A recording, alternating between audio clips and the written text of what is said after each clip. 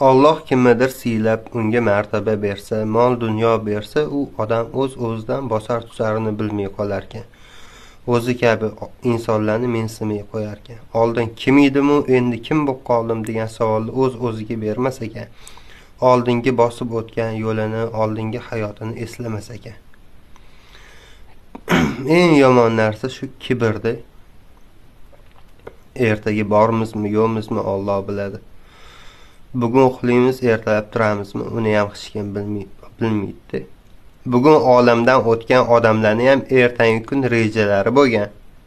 Farzandlarim uylantiraman, qizimni uzataman degan rejalari bo'lgan, orzu-havaslari bo'lgan. Kecha ko'rib turgan odamlaringiz bugun atrofingizda yo'q. Shu esingizdan chiqmasin deb o'lim haq. Hammamiz Allohnikimiz. Boradigan joyimiz bir. Kibrlangandan umuman foyda yo'q hech kimga. O'shaning uchun odam o'zligini esdan chiqarib qo'yish kerak emas. Oldin kim edim-u, endi kim bo'lib qoldim degan savolni o'ziga o'zi berish kerak.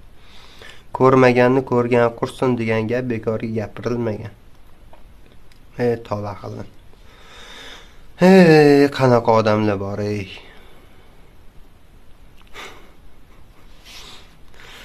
Mayli nima deymiz.